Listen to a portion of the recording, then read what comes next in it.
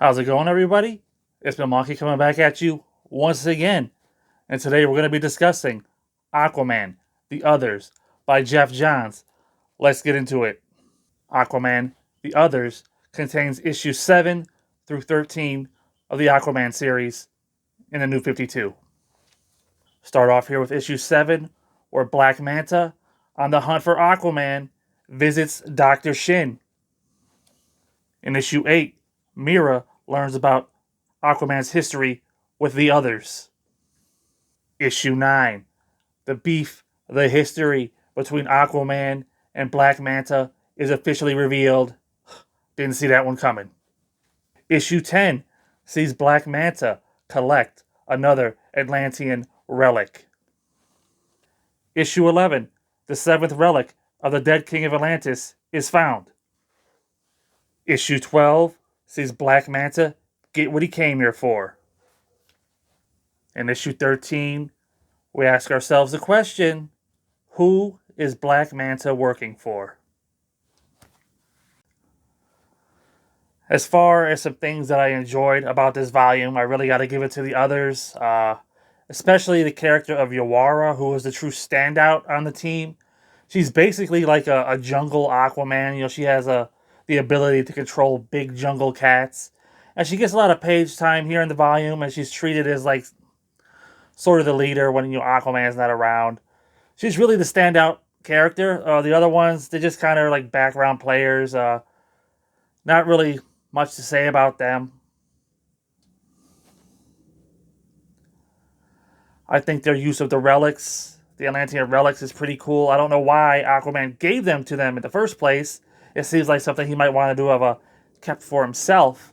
But, he spread the wealth, shared them around, and, they came together as a team. I'm not sure why they came together as a team. I either missed it or they didn't say.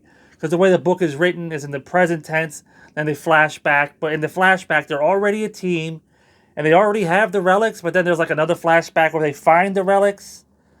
But it never explains like how they got together in the first place. Was it like, Superheroes Anonymous or whatever? We're struggling with our powers. 5, 6 years, whatever the past of the New 52, or however this timeline works, and they got together. Because remember, in Justice League, Batman made a big deal of like, hey, we know about those others that you were working with, your first team. And here in this book, we see how violent they are, and it makes you wonder why Aquaman was even accepted onto the Justice League in the first place. Especially Aquaman, who turns out he's like a killer in this universe, right?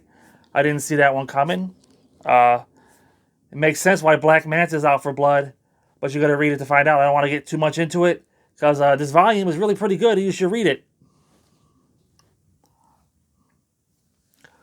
Another standout character. In fact, she's kind of been a standout character ever since she got on my radar, in Blackest Night.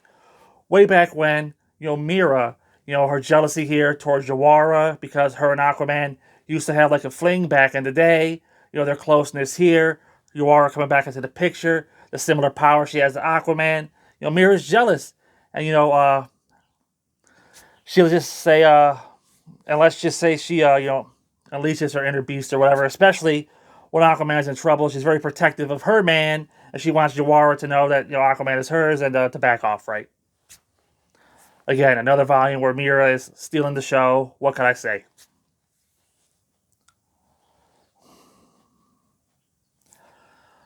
The only real negatives are, just like I said, the others. They are kind of random.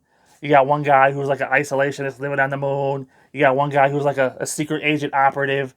Uh, you got someone who could like see the future, I think, but she gets killed right away, so she's barely in the book. And again, Yawara, like I said, to stand out. And the fact that you don't really understand how they came together, maybe it gets expanded on later, because there is a spin-off book called Aquaman and the Others coming down the line. Maybe they go more into it there. Here, they were just introduced, and it's sort of like a breakneck pace. Black Manta's hunting them in the present. They were hunting Black Manta in the past. This feud's been going on forever, and it's not going to end until either Aquaman or Black Manta is dead, which may or may not happen in this volume.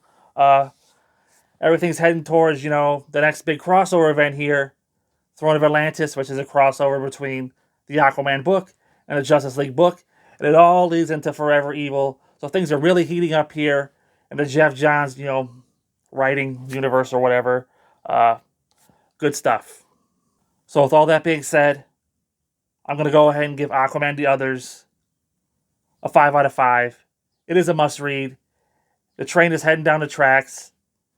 Believe me when I say Aquaman is only getting better from here. Until next time, I'll see you there.